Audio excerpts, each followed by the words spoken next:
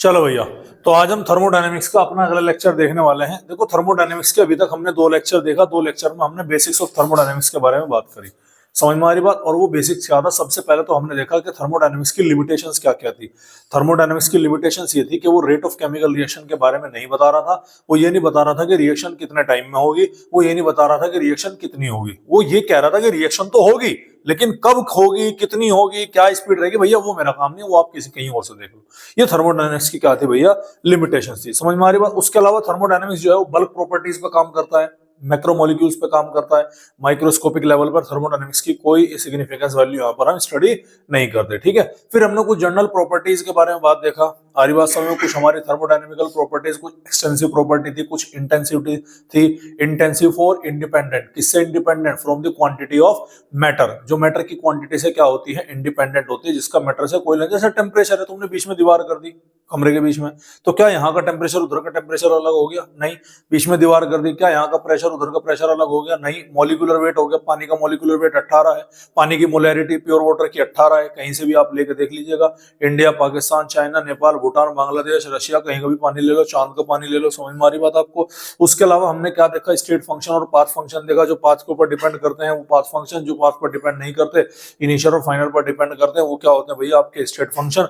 Path function के दो ही example है, एक है क्यू यानी कि हीट, और एक है वर्क डन। इसके अलावा रिमेनिंग जितने भी हैं वो सब के सब क्या है भैया? आपके स्टेट फंक्शन होते हैं। फिर हमने रिवर्सिबल और इरिवर्सिबल प्रोसेस को समझा। समझ में आ रही बात? फिर हमने कुछ प्रोसेस को समझा, जैसे कि हमारे आइसोथर्मल प्रोसेस क्या है, आइसोकोरिक क्या होता है, जहां पर वॉल्यूम कांस्टेंट होता है, आइसोबारिक में प्रेशर कांस्टेंट होता है, साइक्लिक में मतलब जहां से चला वहीं पे कहानी आ जाती है। यहाँ पर delta E, delta S, delta U, सारी एनर्जी का जो चेंज होगा वो कितना होगा भैया? जीरो। अरे जब इनिशियल और फाइनल सब सेम है तो सारा चेंज क्या होगा? जीरो होगा।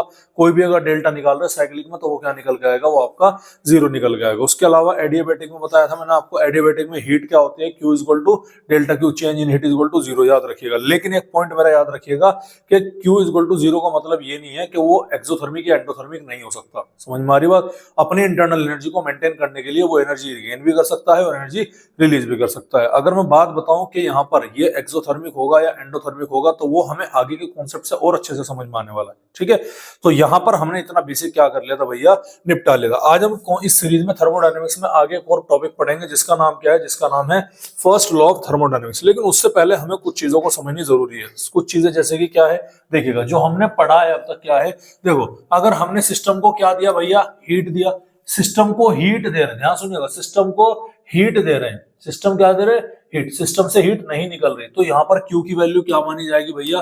क्यू की वैल्यू आपके पॉजिटिव मानी जाएगी। याद रखिएगा। समझ में आ रही बात? तो अगर हम सिस्टम को हीट देंगे तो सिस्टम की एनर्जी इंक्रीज होगी कि नहीं होगी? अरे जाहिर सी बात है, इंक्रीज होगी। सिस्टम को हीट दे रहे हैं, तो बताओ सिस्टम पे वर्क हो रहा है कि सिस्टम वर्क कर रहा है? सिस्टम पे वर्क हो रहा है, तो वर्क डन क्या होगा? On the system. Work done कैसे निकल के आएगा भैया? पॉजिटिव निकल के आएगा। ठीक है, जब हम सिस्टम पर वर्क कर रहे हैं मतलब हम क्या कर रहे हैं बेसिकली? मतलब हम एक तरीके से बेसिकली यहाँ पर हम कंप्रेशन की बात कर रहे हैं। तो कंप्रेशन करने पर अगर मेरा ये एक सिलेंडर है, इस सिलेंडर के अंदर ये पिस्टन लगा हुआ सिलेंडर है, समझ में आ रही बात? यहाँ पर क्या भरी हुई है? यहाँ पर गैस है। मैंने सिस्टम पर काम किया का क्या मतलब है कि मैंने इस पर कोई प्रेशर अप्लाई किया। जब मैं प्रेशर अप्लाई करूंगा तो ये पिस्टन नीचे को मूव करेगा कि नहीं करेगा? तो बताओ, गैस का ये प्रेशर हो गया, ये किसका प्रेशर हो गया? पी एक्सटर्नल हो गया। जब ये नीचे को मूव करेगा, पी एक्सटर्नल की वैल्यू पी गैस से ज्यादा होगी क्या कम होगी? ज्यादा होगी। तो यहाँ पर पी एक्सटर्नल जो है गैस के एक्सटर्नल प्रेशर से क्या होगा भाई? ज्यादा होगा। ज्यादा होगा तो पिस्टन नीचे को आएगा, वॉल्यूम ऑफ गैस क्या होगा? डिक्रीज होगा। इस फिनोमेना को हम क्या बोलते हैं? कंप्रेशन बोलते हैं। और यहाँ पर जब ये होगा तो अंदर की गैस का प्रेशर बढ़ेगा कि नहीं बढ़ेगा? जब पास पास आएंगे तो उनका प्रेशर बढ़ेगा, और प्रेशर बढ़ने के साथ साथ यहाँ पर क्या बढ़ती है भाई? काइनेटिक एनर्जी भी बढ़ती हुई नजर आएगी। समझ में आ रही बात? एक और केस आता है कि अगर आपने एक सिस्टम ने हीट दे दी, यानी सिस्टम ने क्या कर दी? हीट निकाल दी। ध्यान से सुनिएगा, सिस्टम ने क्या कर दिया? हीट निकाल दिया। जाहिर सी बात है, तो सिस्टम जब हीट निकाल रहा है तो सिस्टम काम कर रहा है कि सिस्टम पे काम हो रहा? सिस्टम काम कर रहा। सिस्टम काम कर रहा तो वर्क डन कैसा होगा? निगेटिव। देखो, फिजिक्स में उल्टा है, फिजिक्स में ये पॉजिटिव होता है, याद रखिएगा। समझ में आ रही बात? लेकिन केमिस्ट्री में क्या है? तो वर्क डन क्या होगा? बाय द सिस्टम होगा। वर्क डन कैसा होगा? निगेटिव होगा। Work done by the system work done negative का मतलब क्या है कि पिस्टन ऊपर की तरफ को भाग रहा, मतलब गैस का प्रेशर ज्यादा है, ऊपर से लगने वाला प्रेशर क्या है, कम है। तो क्या होगा, ये एक्सपांशन होगा कि नहीं होगा, एक्सपांशन होगा तो वॉल्यूम बढ़ेगा, वॉल्यूम बढ़ेगा तो भैया आपका प्रेशर और काइनेटिक एनर्जी क्या होगी भाई, डिक्रीज होगी। आपको क्या रखनी है, याद रखनी है। बोलो भाई समझ में आ रही कि नहीं आ रही बात। तो ये हमने यहाँ पर पढ़ लिया था। अब एक और चीज हम यहाँ पर पढ़ेंगे, वो पढ़ेंगे बेटा पीवी वर्क डन के बारे में। आपके थर्मोडायनेमिक्स के अंदर pressure versus volume work done को बहुत अच्छे से समझा जाता है और ये हमारे बहुत काम की चीज है और इसके ऊपर न्यूमेरिकल्स आते हैं हर साल दूसरे साल। वर्क डन के ऊपर एक क्वेश्चन आपको डायरेक्टली और इनडायरेक्टली जरूर मिलेगा, यानी कुछ ना कुछ कनेक्शन आपको ऐसा मिलेगा जिसमें आप वर्क डन को लेकर के काम करोगे। समझ में आ रही बात। तो पीवी वर्क डन में आप देखिएगा, पीवी वर्क डन में कुछ नहीं करना, हमें बेसिकली क्या करना है मैं आपको बता दे रहा हूं। देखो ये आपके पास में एक सिस्टम है, सिस्टम का मतलब जैसे ही मैंने अब थर्मोडायनेमिक्स में क्या बोलूंगा, मैं सिस्टम बोलूंगा तो समझ जाइएगा। एक सिलेंडर है, उस सिलेंडर के अंदर क्या भरी हुई है भैया, गैस भरी हुई है, और उस सिलेंडर पर क्या लगा हुआ है भैया, उस सिलेंडर पर पिस्टन लगा हुआ है। कोई दिक्कत वाली बात है, ध्यान से सुनिएगा। ये क्या है, हमारा सिलेंडर है, पिस्टन लगा हुआ सिलेंडर है। ये जो आपका पिस्टन है ये कैसा है, ये पिस्टन आपका हो गया जी मासलेस एंड फ्रिक्शनलेस। क्या हो गया भैया, मासलेस एंड फ्रिक्शनलेस, ताकि हम अपना यहाँ पर काम आसानी से कर सके। भाई अगर फिजिक्स होती तो दोनों चीज कंसीडर करते हैं, लेकिन फिजिक्स तो है नहीं, केमिस्ट्री है, तो मॉलिक्यूल्स के लेवल पे बात करेंगे। तो हमने यहाँ पर क्या कंसीडर कर लिया इस सिस्टम को कि ये हमारा जो पिस्टन है कैसा है, मासलेस, और ये आपका कैसा हो गया भैया, आपका फ्रिक्शनलेस हो गया। बोलो भाई कोई समझ में बात आ रही। अच्छा, इसका जो पिस्टन का जो एरिया जो क्या कर रहा है, कांटेक्ट में है, किसके कांटेक्ट में है, इस गैस के कांटेक्ट में है। मान लो इसका एरिया कितना मान लिया मैंने, ए मान लिया, कोई दिक्कत वाली बात है। अगर मैं इस पर पी एक्सटर्नल अप्लाई करता हूं तो बताओ सिस्टम पर काम हो रहा है कि सिस्टम काम कर रहा है, सिस्टम पे काम हो रहा, सिस्टम पे काम हो रहा, तो वर्क डन पॉजिटिव आएगा कि नेगेटिव आएगा, पॉजिटिव आएगा। वर्क डन पॉजिटिव आएगा तो बताओ एक्सटर्नल प्रेशर अगर सिस्टम पर मैं काम कर रहा हूं तो हमारा पिस्टन नीचे की तरफ को जाएगा कि ऊपर की तरफ को जाएगा, नीचे की तरफ को जाएगा। अब ये जो हमारा पिस्टन है नीचे की तरफ को आएगा, मैं इसे दूसरे कलर से बना देता हूं कि मान लो मेरा ये पिस्टन नीचे की तरफ कहां आ गया, मेरा पिस्टन यहां पर आकर रुक गया, क्या नहीं रुक गया, ये भी तो पिस्टन ही है, ये हमारी पहली पोजीशन है, हमारी क्या है, फाइनल पोजीशन है। ध्यान से देखना, पहले पिस्टन यहां था, अब पिस्टन यहां था। मान लो इसमें प्रेशर लगने की वजह से इस डिस्टेंस को जो कवर किया, उस डिस्टेंस को मैंने क्या नाम दिया, डीएल। डीएल क्यों बोला, स्मॉल चेंज इन डिस्टेंस। आरिवास में उसको मैंने किससे नाम दे दिया, डीएल से नाम दे दिया। भाई डी दिया ना, मतलब छोटा चेंज है, बहुत बड़ा मेजर चेंज नहीं, कोई दिक्कत वाली बात है। तो अगर मैं इस वाले एरिया का, इस वाले पोर्शन का वॉल्यूम निकालने लगता हूं तो वॉल्यूम का फॉर्मूला भैया एरिया इंटू लेंथ होगा कि नहीं होगा। अब वॉल्यूम एलबीएच होगा, length into breadth into height, और एरिया क्या होगा, दो डायमेंशन तो एरिया में आ गया, तीसरे आ गया, तो ये वॉल्यूम हुआ कि नहीं हुआ। तो बताओ अगर एरिया की वैल्यू यहाँ पर ए है तो एल की वैल्यू क्या होगी यहाँ पर, डीएल। तो उस कंडीशन में जब डीएल लेंथ छोटी है तो वॉल्यूम भी तो छोटा ही कंसिडर किया जाएगा। क्या मैं इसको डेल्टा वी के बराबर मान सकता हूँ क्या, या डीवी के बराबर मान सकता हूँ क्या, अरे वो बोल दिया। तो याद रखिएगा कि डेल्टा वी इक्वल टू किसके बराबर आ गया, एरिया इंटू डीएल के बराबर आ गया। यहां तक बताओ कोई दिक्कत वाली बात है, समझ में आ रहा भाई। हाँ भाई समझ में आ रहा है, बहुत ईजी है, लेकिन पता नहीं क्यों बच्चे डर जाते हैं इससे, क्या लगा जी वो योगा हो गया। अब तक मुझे तो लगा नहीं मैंने कोई ऐसी बात बताई जो बड़ी को, तुम खुद ही बता रहे नहीं बता रहे, दिमाग तो खुद ही लगा रहे। ठीक है चलो, तो डेल्टा वी की वैल्यू क्या आ गई हमारी, डेल्टा वी की वैल्यू आ गई एरिया इंटू लेंथ। ठीक है, मतलब जो आपने जितना ये पाथ इसने क्या किया, कवर किया, कोई दिक्कत वाली बात है। अच्छा एक बात बताओ, प्रेशर इज इक्वल टू क्या होता है, फोर्स अपॉन एरिया। फिजिक्स में पढ़ लिया होगा आपने, हो गया। प्रेशर इज इक्वल टू क्या हो गया, फोर्स अपॉन एरिया, अरे हो गया। अच्छा आपने न्यूटन्स के वर्क एनर्जी पावर में फॉर्मूला पढ़ागा एफ इंटू डी के बारे में, पढ़ा के नहीं पढ़ा। वर्क डन क्या होता है, फोर्स इंटू डिस्प्लेसमेंट, नहीं पढ़ा, पढ़ा नहीं पढ़ा। तो pressure is equal to force upon area. ध्यान सुनिएगा, बहुत इंपॉर्टेंट बात बताने जा रहा हूं भाई आपको मैं, यहाँ पर बड़े काम की बात है। ठीक है, मैंने क्या बोला मैंने आपको बोला कि pressure is equal to force upon area. कोई दिक्कत, अगर मैं यहां से फोर्स की वैल्यू निकाल लूं तो वो क्या निकल के आएगी, प्रेशर इंटू एरिया निकल के आएगी, हाँ या ना। तो इस फोर्स की वैल्यू को मैं अगर यहां पर पुट कर देता हूं तो W is equal to pressure into area into D, मतलब डिस्टेंस। कितनी डिस्टेंस है यहाँ पर, डीएल होगी कि नहीं होगी बताओ भाई, अरे होगी कि नहीं होगी। ठीक है, अच्छा एरिया इंटू डीएल ये किसके बराबर आएगा, ये डेल्टा वी के बराबर आ रहा है कि नहीं आ रहा बताओ। तो work done is equal to किसके बराबर आ गया बॉस, पी डेल्टा वी के, आगे नहीं आ गया। अब चूंकि कंप्रेशन हो रहा तो पॉजिटिव वर्क डन तो आ गया, कोई दिक्कत नहीं। लेकिन यहाँ पर समस्या किसने खड़ी कर दी, समस्या कर दी यहाँ पर वॉल्यूम ने खड़ी। किसने कर दी भैया, वॉल्यूम ने। देखो पहले वॉल्यूम ये था, यहां से लेके यहां तक था, अब वॉल्यूम यहां से यहां तक है। तो फाइनल वॉल्यूम तो कम है ना इनिशियल के मुकाबले में। तो डेल्टा वी का मतलब क्या है? डेल्टा वी का मतलब है कि pressure is equal to V final minus V initial, और फाइनल वैल्यू कम है तो ये वैल्यू ओवरऑल किसकी आएगी? निगेटिव की आएगी, हाँ है ना। तो ये निगेटिव साइन यहां पर आएगा, यानी W is equal to minus का पी डेल्टा वी, ये हमारा वर्क डन निकल करके आएगा। बोलो भाई समझ में आ रही बात? देखो कमाल की बात है ना कि work done on the system हो रहा है, अरे हो रहा कि नहीं हो रहा है, स्टिल यहां पर क्या साइन आ गया? निगेटिव आ गया। किसकी वजह से आता है भैया? ये आता है आपके चेंज इन वॉल्यूम की वजह से। अच्छा, एक आइडियल गैस इक्वेशन थी, मैंने आपको पहले भी बताया था कि PV is equal to NRT, हाँ है ना। अगर मैंने प्रेशर कांस्टेंट रखा, कांस्टेंट टेंपरेचर रखा, गैस कांस्टेंट तो है ही है, तो नंबर ऑफ मोल्स, और इसमें हम क्या लिख सकते हैं? P delta V is equal to delta N of RT लिख सकते हैं। तो ये वाला फॉर्मूला भी आपका यहां पर बन सकता है कि W is equal to minus का डेल्टा एन, और ये क्या बन गया हमारा? आरटी इंटू में क्या आ गया भाई? ये डेल्टा वी निकल कर आ गया। आई बात समझ? तो सॉरी गलत बोल रही हो, डेल्टा वी नहीं आएगा, केवल क्या आएगा? डेल्टा एन आरटी हमारा निकल कर आएगा। बोलो भाई यहां तक कहानी समझ में? शानूर खड़ा हो जाओ फटाफट जल्दी, यहां तक बताओ भाई कहानी समझ में आ गई क्या? अरे बोलो, कोई दिक्कत परेशानी तो नहीं है? इजी है। दोबारा समझ लो भैया कि ये क्या है? ये क्रॉस सेक्शनल एरिया है पिस्टन का जो कांटेक्ट में है गैस के। पिस्टन लगा हुआ सिलेंडर है, मासलेस और फ्रिक्शनलेस हो गया। ये इसका कुछ ना कुछ क्या होगा? एरिया निकल कर आएगा। जब मैं इस पर एक्सटर्नल प्रेशर अप्लाई करूंगा तो पिस्टन नीचे की तरफ को मूव करेगा। कितना वॉल्यूम होगा? ये एरिया इंटू डीएल होगा। Pressure is equal to force upon area, force is equal to pressure into area, work done is equal to force into displacement. D की जगह डीएल रखा, एफ की जगह पी इंटू ए रखा। Area into DL किसके बराबर है? डेल्टा वी का। तो work done is equal to P delta V. Delta V की वैल्यू क्या है? यहाँ पर कंप्रेशन हो रहा है तो निगेटिव है, तो वर्क डन कितना आ गया? माइनस का पी डेल्टा वी। समझ में आ रही कि नहीं आ रही बात आपको? ठीक है। अच्छा याद रखिएगा सर, वर्क डन जीरो कब होगा? क्या होगा? वर्क डन जीरो कब होगा? केस नंबर 1, अगर आपका फ्री एक्सपांशन है। क्या बोला मैंने? केस नंबर 1 क्या है? अगर आपका फ्री एक्सपांशन है। फ्री का मतलब है कि सिस्टम पिस्टन अपने आप ही ऊपर को मूव करना स्टार्ट कर दिया, तो हमने तो वर्क डन नहीं करा। फ्री का मतलब क्या है? कि हम नहीं कर रहे, अपने आप हो रहा। तो क्या है? हमने यहां पर कोई वर्क किया हुआ, तो यहां पर वर्क डन क्या कंसीडर किया जाएगा? जीरो। सेकंड कब कंसीडर किया जाएगा? कोई भी ऐसी कंडीशन जहां पर पी एक्सटर्नल कितना हो जाए? जीरो। भाई प्रेशर एक्सटर्नल जीरो किया तभी तो फ्री एक्सपांशन हुआ। ऊपर से प्रेशर लग रहा है तभी तो नीचे कंप्रेस है। आपने टीन की चादरें उड़ती देखी आंधी के दिनों में?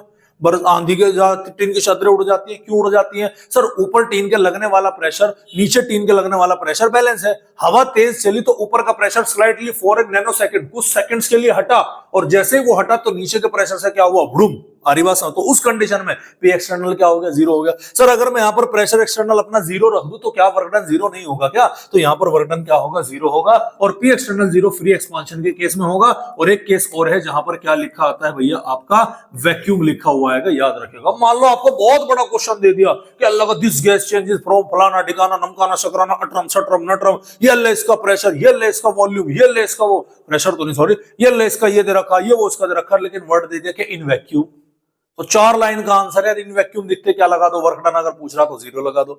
या फ्री एक्सपांशन वर्ड दे दो, बहुत लंबा छोटा थिएटर लिख दे तो क्या लगा दो? जीरो लगा दो। मैंने क्वेश्चन लेकर आया हूं आज इसमें, पीवाईक्यू लेकर आया मैंने फाल, क्योंकि पीवाईक्यू क्यों उठाए मैंने अपने क्लास के क्वेश्चन हटा दिए। पीवाईक्यू इसलिए उठाए क्योंकि क्लास के क्वेश्चन का जो मेरे नोट्स के अंदर क्वेश्चन उनका लेवल बहुत एडवांस है, लेकिन इतना एडवांस पूछा जाता नहीं। अब केमिस्ट्री में थर्मोडायनेमिक्स आप पढ़ रहे हैं, आप देख तो लो कम से कम क्वेश्चन किस तरह से बन रहा है। समझ में आ रही नहीं यारी बात? तो ये मिटा दो भाई यहां पर। हाँ भाई कर दो काम इसका, ठीक है। चलिएगा, तो यही सारी की सारी कहानी यहां पर है कि यहां पर कंप्रेशन के केस में वॉल्यूम घटेगा, डेल्टा वी क्या आएगा? निगेटिव आएगा। ये वही है क्रॉस सेक्शनल एरिया, पहले यहां था फिर यहां आया, एरिया इनटू फोर्स इनटू, ये सारी चीजें वही है। Pressure is equal to force upon area, W is equal to F into D, area into DL is equal to delta V. Work done किसके बराबर आ गया? माइनस के पी डेल्टा वी के बराबर आ गया। अरे कोई दिक्कत वाली बात है? वर्क डन जीरो कब होगा? वैक्यूम में होगा, क्योंकि पी एक्सटर्नल क्या होगा? जीरो है। और सेम कंडीशन क्या देखने मिलेगी आपको?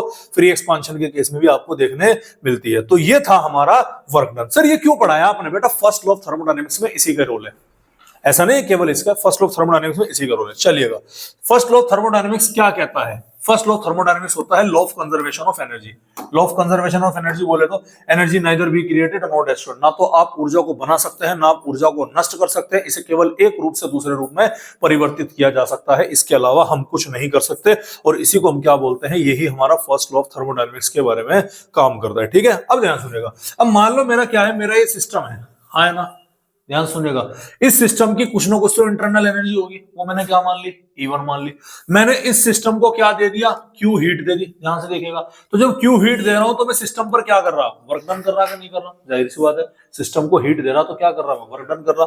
तो मेरी इंटरनल एनर्जी क्या है भैया, E1 मान लो, और ये क्या हो गया मेरा Q मान लो, ये क्या मान लो, यानी जब इंटरनल एनर्जी है बिना हीट दिए बिना वर्क डन किए, इंटरनल, जब मैंने Q और ये दे दिया तो इंटरनल एनर्जी इसकी क्या होगी, बढ़ेगी कि नहीं बढ़ेगी। ध्यान सुनिएगा, इंटरनल एनर्जी E1 से किस में चेंज हो जाएगी, E2 में, लेकिन E2 जो इंटरनल एनर्जी है आपकी वो किसके बराबर होगी, वो Q प्लस W के बराबर होगी। अरे होगी कि नहीं होगी, जाहिर सी बात है, E1 इसकी पहले से ही एनर्जी है और Q प्लस W ये जो है इतना आपने एक्सटर्नल किया है, तो ये एनर्जी क्या होगी, फाइनल E2 आपकी निकल करके आएगी। ठीक है, क्लियर है, कोई दिक्कत वाली बात है, यही आपका क्या है, यही आपका फ्लोट है, बस और कुछ नहीं है।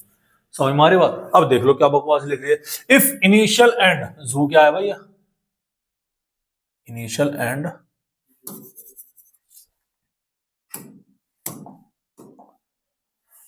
हाँ भाई ठीक है, इफ इनिशियल एनर्जी है, आरी बात समझ, if initial energy of a system is E1 and heat given to system is Q, energy internal कितनी है, E1 है, हीट कितनी दे दी, Q दे दी, तो इंटरनल एनर्जी किसके बराबर होगी, E1 प्लस Q के बराबर होगी कि नहीं होगी, होगी। फिर हम उस सिस्टम पर क्या कर रहे हैं, वर्क डन कर रहे हैं, तो उसकी देन ये क्या है, इंटरनल एनर्जी, सेंट्रल एंड नहीं है, ये क्या हो गया ये, देन इंटरनल एनर्जी, करेक्ट कर लेना जब स्लाइड बनाओगे, इंक्रीजेस टू, बढ़ करके कितनी हो जाती है, E2 हो जाती है, आ रही बात समझ में, ठीक है। और इंटरनल एनर्जी के लिए हम E भी यूज करते हैं और Q भी यूज, U भी यूज करते हैं, तो अगर हम डेल्टा U या डेल्टा E निकालेंगे तो किसके बराबर आएगा, Q प्लस W के बराबर आएगा। अरे सर हम तो अभी अभी पढ़कर आए हैं W is equal to minus का P डेल्टा V, हाँ में पढ़ गया है, तो अगर मैं इस W की वैल्यू यहाँ पर चिपका दूं तो delta E is equal to क्या sir, Q minus P delta V नहीं होगा क्या, अरे बिल्कुल होगा सर, मैं तो बहुत कलाकार आदमी हूं, अगर मैं यहाँ पर Q is equal to Q minus P delta V की जगह डेल्टा NRT नहीं लिख सकता क्या,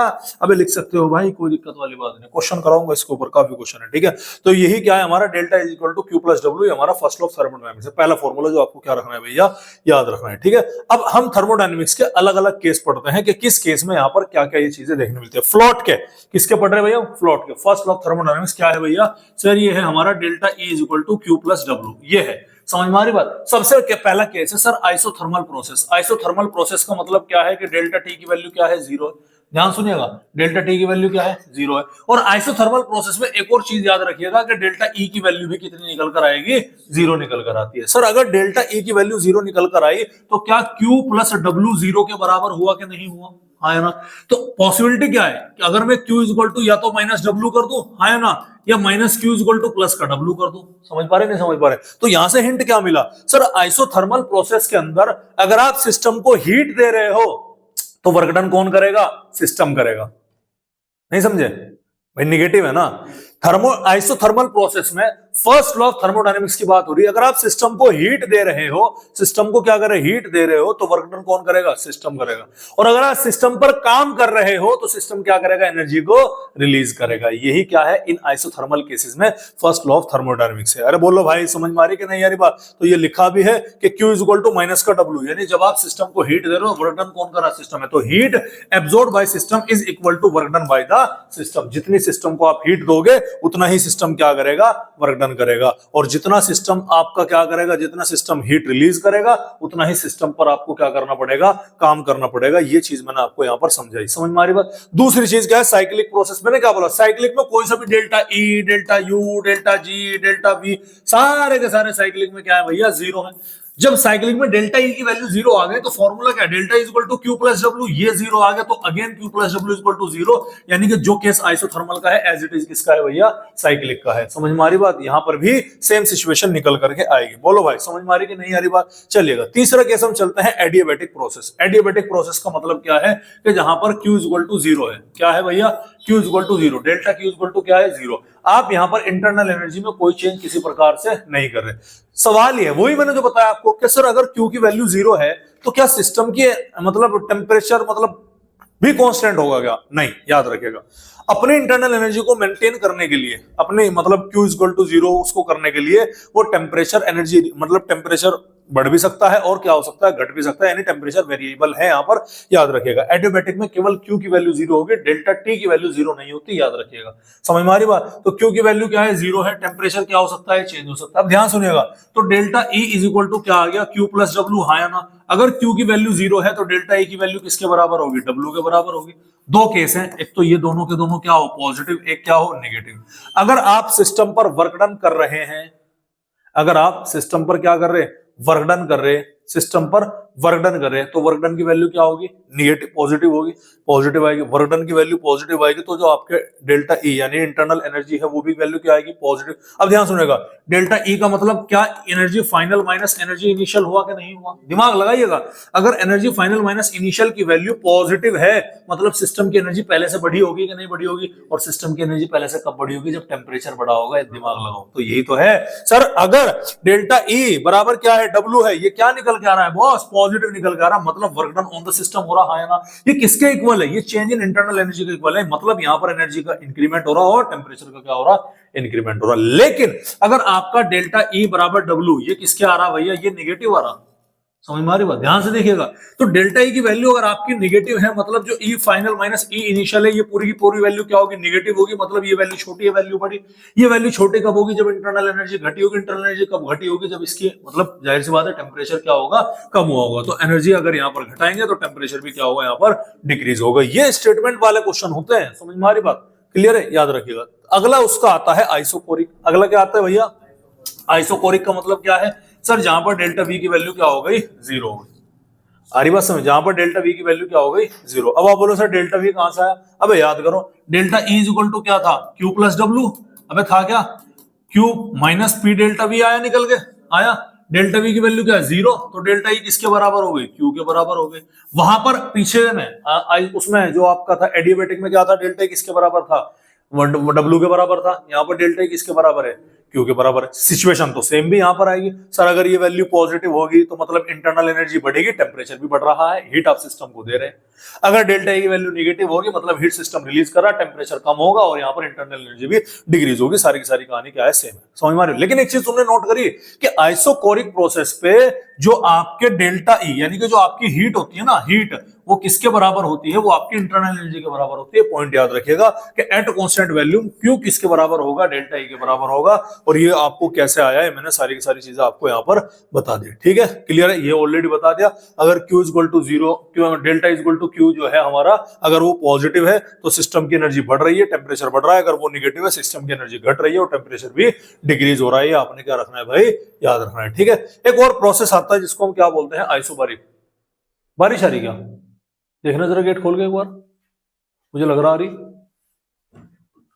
अबे यहां से देखने की है, कितनी देर की हो गई, कोई दिक्कत नहीं है। हाँ भाई, अगला टॉपिक क्या है मेरा, अगला टॉपिक है बॉस मेरा आइसोबारिक। आइसोबारिक का मतलब क्या है जी, delta P is equal to कितना हो गया, 0। ध्यान से सुनना, आइसोबारिक का मतलब क्या है, प्रेशर क्या है यहाँ पर, कांस्टेंट है, कोई दिक्कत वाली बात है। चलो इसे करके देखते हैं। अब आइसोबारिक पर डेल्टा पी की वैल्यू 0 है, चलो भाई कोई दिक्कत नहीं है। तो delta E is equal to क्या है हमारा, Q प्लस डब्ल्यू हो गया, है ना। अब वो तो है नहीं, अब इसे किसमें करो, Q minus P delta we करो, है ना। अगर ये वैल्यू 0 होगा तो डेल्टा ई की वैल्यू किसके बराबर आएगी, Q के बराबर आएगी। समझ में आ रही बात आपको, अरे कोई दिक्कत वाली बात है। डेल्टा ई की वैल्यू किसके बराबर आएगी, Q के बराबर आएगी। और एट कांस्टेंट प्रेशर जो आपकी हीट होगी, जो आपकी हीट होगी वो किसके बराबर नहीं, ये थोड़ा सा मैं अलग तरीके से समझाता हूं, वेट करिए जरा। देखो क्या है, आपको एक चीज याद करनी पड़ेगी, और वो चीज क्या है, वो चीज यही है जो मैं आपको भी आइसोबारिक वाली बता रहा हूं। क्या बोला मैंने यहाँ पर, मैंने बोला कि delta E is equal to क्या है यहाँ पर, Q प्लस डब्ल्यू। हाँ भाई, तो delta E is equal to क्या हो गया, Q minus P delta V, कोई दिक्कत वाली बात है। एक और फॉर्मूला याद रखिएगा, और वो होता है, वो क्या होता है आपका, वो होता है भैया आपका, अच्छा अगर मैं यहां से Q की वैल्यू निकालू तो Q की वैल्यू किसके बराबर आएगी, delta E plus P delta we के बराबर आएगी, हाँ ना। एंथैल्पी का एक और फॉर्मूला है, वो क्या है, वो है delta H is equal to delta E plus क्या है, पी डेल्टा वी। ये किसका फॉर्मूला है, Q का। ये किसका फॉर्मूला है भैया, एंथैल्पी का।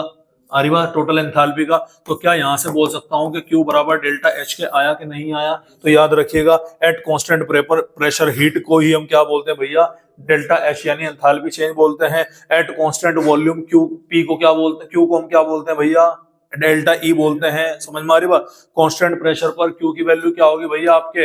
ये डेल्टा E होगी एट कांस्टेंट प्रेशर पर, और Q की वैल्यू क्या होगी? डेल्टा H होगी एट कांस्टेंट, सॉरी ये कांस्टेंट वॉल्यूम है और ये क्या आ गया हमारा? एट कांस्टेंट प्रेशर आगे निकल गया।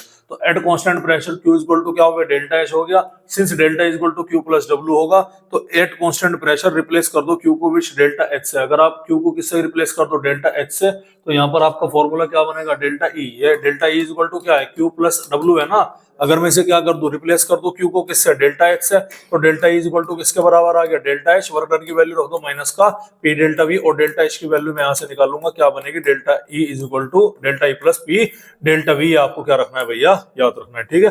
अब आप कंफ्यूज हो गए होंगे, क्या लगा जी क्या है क्या नहीं है। देखो अब तक के मैं आपको सारा का सारा समरी बता रहा हूँ। एक तो फॉर्मूला आपको क्या याद रखना? एक तो फॉर्मूला आपको याद रखना delta E equal to Q plus W, ठीक है।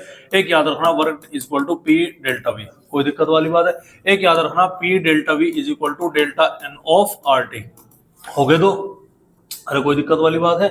और एक आपको क्या याद रखना? Delta H is equal to delta E plus P delta V। समझ में आ रही बात? ये चार फॉर्मूले इस कंक्लूजन से करना है, इस चार के अलावा कोई पांचों फॉर्मूला अब तक यहाँ पर आपको याद नहीं करना। इसी से क्या बन जाएगा? आपका काम बन जाएगा। बोलो भाई समझ में आई कि नहीं आई कहानी? ठीक है, चलिए अब क्वेश्चंस कर ले, थोड़ा सा देख लेते हैं कि किस किस तरह से क्या है। चलिए सबसे पहला क्वेश्चन क्या है कि the correct option for free expansion. क्या बोला भाई मैंने? फ्री एक्सपांशन का मतलब क्या है? पी एक्सटर्नल कितना हो गया? 0, हाँ है ना। पी एक्सटर्नल 0 है तो वर्क डन कितना हो गया भाई? 0 हो गया। Of an ideal gas under adiabatic condition में Q की वैल्यू कितनी आ गई? 0 हो गई। तो आपको दो चीज देखनी, एक तो Q की वैल्यू क्या है? 0 है। एक वर्क डन की वैल्यू क्या है? 0 है। यहाँ पर Q की वैल्यू 0, वर्क डन की वैल्यू 0। अभी डेल्टा T हम देखेंगे क्या है। Q की वैल्यू 0, ये आंसर नहीं है, ये आंसर नहीं है, ये आंसर है। तो आंसर क्या आ गया? बी आ गया। लेकिन सवाल ये सर अगर मान लो यहाँ पर ये तीसरा में कोई ऑप्शन चेंज कर दे तो क्या है? मैं बताता हूँ। देखो हमारा फॉर्मूला क्या है? हमारा फॉर्मूला है delta E equal to Q plus W, हाँ है ना। अरे कोई दिक्कत वाली बात है? अभी ध्यान सुनिएगा, इंपॉर्टेंट बात बताने जा रहा हूँ यहाँ से। Q की वैल्यू कितनी है यहाँ पर? 0। वर्क डन कितना हो गया? 0। तो डेल्टा E की वैल्यू भी कितनी होगी? 0। क्या इंटरनल एनर्जी में कोई चेंज आया? क्या इंटरनल एनर्जी में कोई चेंज आया? इंटरनल एनर्जी में कोई चेंज नहीं आया। मतलब यहाँ पर डेल्टा T की वैल्यू भी क्या है भाई? 0 है। आपको क्या रखने? याद रखने। इसीलिए आपका ऑप्शन ये ए आ गया। 2 बार क्वेश्चन आया नीट के अंदर, याद रखिएगा। समझ में आ रही बात? क्लियर है भाई? ठीक है, चलिएगा।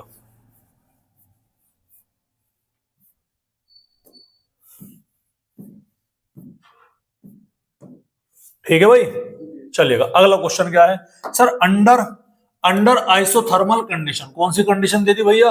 आइसोथर्मल। आइसोथर्मल का मतलब क्या है? डेल्टा T की वैल्यू 0 और डेल्टा E की वैल्यू 0। ऐसे लिखा करो क्वेश्चन, जब भी तो इजी बनेगा। ठीक है। A gas at 300 kelvin temperature fix कर दिया, एक्सपांड्स,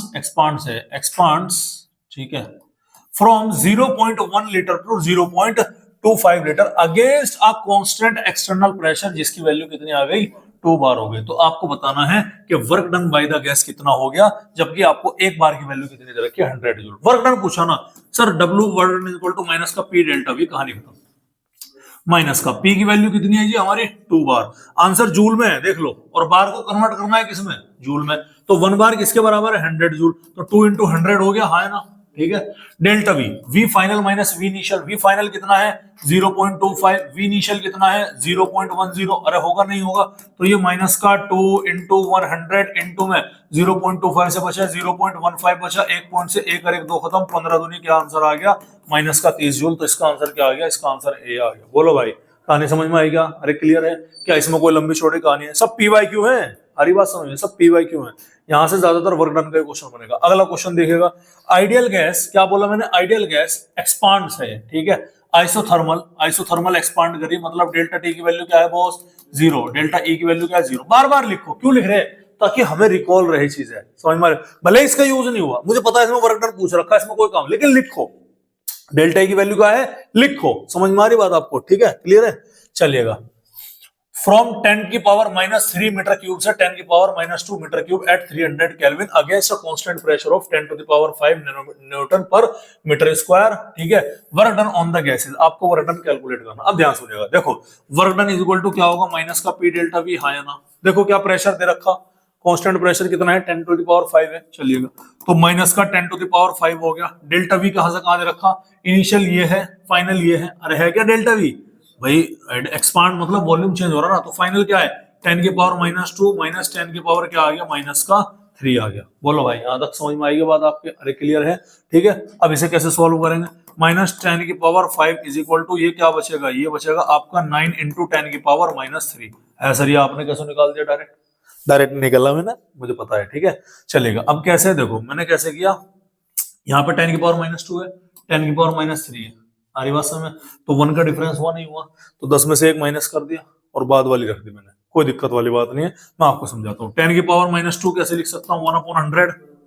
10 की पावर -3 कैसे लिख सकता हूँ, 1/1000, है ना। 1000 एलसीएम ले लिया, 100 से 1000 कटा कितनी बार, 10 बार, तो 10, 1000 से 1000 कटा एक बार, -1 इज इक्वल टू 9/10 की पावर 3, 9 इंटू 10 की पावर -3। बोलो भाई आगे नहीं आगे समझ में आ रही बात, ये क्या है 10 की पावर 5 है, ये क्या है 10 की पावर -3 है, तो क्या मैं बोल सकता हूँ कि माइनस का 9 इंटू 10 की पावर 2 हो गया कि नहीं हो गया, यानी कि माइनस का 900 आ गया। अब सर यूनिट क्या दे रखी है, न्यूटन मीटर, प्रेशर दे रखा है यहाँ पर, अरे प्रेशर क्या दे रखा, न्यूटन मीटर स्क्वायर, तो याद रखिएगा ये वर्क डन तुम्हारा आंसर किस में आएगा, न्यूटन मीटर के अंदर आएगा। कितना में आएगा ये, न्यूटन मीटर के अंदर। अब न्यूटन मीटर नहीं जूल है, तो याद रखिएगा 1 न्यूटन मीटर इक्वल टू कितना होता है, 1 जूल के बराबर होगा। तो ये आंसर कितना आ गया, माइनस का 900 जूल निकल के आ गया। तो ये आंसर आपका कहाँ है, नहीं ये रहा। ठीक है, कोई भी दिक्कत वाली बात, अरे बोलो इजी है, वर्क डन के निकालने का अलग अलग फॉर्मेट है भाई है। ठीक है, चलिएगा अगला क्वेश्चन देखिएगा, अगला क्वेश्चन देखिएगा कि a gas is allowed to expand in a well insulated container, मतलब एडियाबेटिक प्रोसेस है, तो क्यू की वैल्यू क्या हो गई, यहाँ पर 0 हो गई। ठीक है, against a constant external pressure of 2.5 ATM, समझ में आ रही बात, कोई दिक्कत वाली बात है, यानी कि पी एक्सटर्नल देगा from an initial volume of 2.5 to a final volume of 4.5 litre, यानी 2.5 लीटर था, कितना हो गया 4.5 लीटर। डेल्टा वी कितना आया, 2। अब 4.5 में से ना पॉजिटिव का 2 है। Change in internal energy delta U will be, अब यहाँ पर डेल्टा यू डेल्टा ही एक ही बात है, कोई दिक्कत वाली बात है। अब फ्लोट के ऊपर पूछ लिया, तो डेल्टा इज इक्वल टू क्या होता है सर, क्यू प्लस डब्ल्यू, मालूम है हमें। ठीक है, क्यू की वैल्यू तो 0 आ गई, कहां से मिली, वहां से, तो डेल्टा ई किसके बराबर आ गई भैया, वर्क डन के बराबर, और ये किसके बराबर आएगा, माइनस का पी डेल्टा वी। देखो फ्लोट दिया, अल्टीमेटली घुमा के क्या दे दिया, वर्क डन दे दिया। ठीक है, चलेगा, तो मैंने यहाँ पर work done is equal to क्या लिखा, माइनस का प्रेशर कितना है बॉस, प्रेशर 2.5 एटीएम, कोई दिक्कत वाली बात है, प्रेशर कितना गिवन है 2.5 एटीएम। ठीक है भैया, इसके बाद में डेल्टा वी, वॉल्यूम कितना है भैया 4.5 से कितना गया, मतलब 2.5 से कितना गया 4.5, यानी कि फाइनल 2.5 है, ये आपका कितना आ गया 2 आ गया, तो माइनस का 2.5 इंटू 2, ये कितना आ गया माइनस का 5, ये आपका डेल्टा ई की वैल्यू निकल के आ गया, क्या है माइनस का 1 मिनट। अच्छा जूल में आंसर है, जूल में आंसर है, याद रखिएगा 1, 1 मिनट, ये वैल्यू क्या आएगी, ये वैल्यू निकल कर आएगी 1 लीटर एटीएम। भाई इसकी यूनिट क्या है, एटीएम, आई बात समझ, ये क्या है यहाँ पर लीटर में दे रखा ना इस क्वेश्चन में, ये लीटर में है और ये एटीएम है, तो 1 एटीएम लीटर किसके बराबर होगा, 101 जूल के बराबर होगा। याद रखिएगा किसके बराबर होता है, 101 जूल का। तो अगर मैं -5 में किससे मल्टीप्लाई कर दूं, 101 से कर दूं, तो माइनस का 505 जूल इसका आंसर आ जाएगा। तो है ऑप्शन में, हाँ ये लीजिएगा। बोलो भाई यहाँ तक कहानी समझ में आएगा।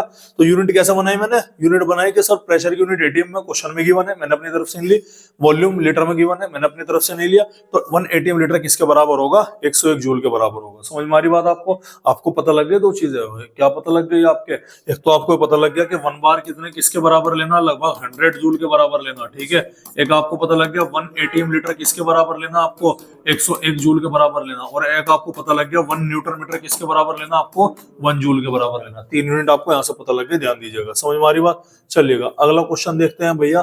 3 मोल्स ऑफ एन आइडियल, देखो मोल्स दे रखे हैं ना इस बार, of an ideal gas expand spontaneously, spontaneous का मतलब समझते हैं आप, अपने आप हो रही है, हमने नहीं करा, यानी पी एक्सटर्नल कितना होगा 0। चलो किसी की समझ में नहीं आया, आगे क्या दे दिया, वैक्यूम दे दिया है, वैक्यूम का मतलब पी एक्सटर्नल कितना 0, पी एक्सटर्नल 0, तो वर्क डन भी कितना 0। ठीक है, अब तो 3 दे, 30 दे, 50 दे, 1000 दे, 1 लाख दे, आंसर क्या आ जाएगा 0 जाएगा। हमें फालतू बात सुनने की आदत नहीं है।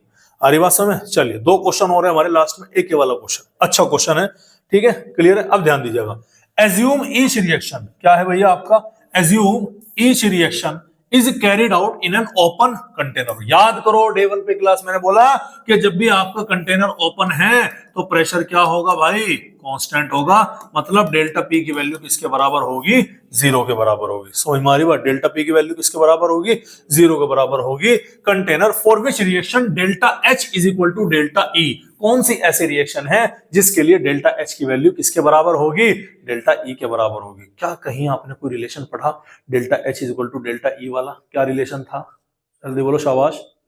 Delta H is equal to delta E plus P delta V, पढ़ा, पीछे पड़ गया है भाई, लास्ट में यही तो छोड़ा मैंने पढ़ा के आपको, कहा गया भाई, ये रहा delta H is equal to delta E plus P delta V. ध्यान से सुनिएगा, ये सारे के सारे क्वेश्चन आपस में लिंक है, ठीक है, इजी लग रहा नहीं लग रहा, ठीक है। चलिए तो मेरे पास में फॉर्मूला क्या बॉस, मेरे पास में formula delta H is equal to delta E plus P delta V, कोई दिक्कत वाली बात है, लेकिन हिंट को दिया गया कुछ इसने, ओपन कंटेनर। ओपन कंटेनर का मतलब क्या है कि डेल्टा पी की वैल्यू यानी प्रेशर कितना आ गया आपका, डेल्टा पी की वैल्यू कितनी हो गई आपकी, 0 हो गई, जाहिर सी बात है।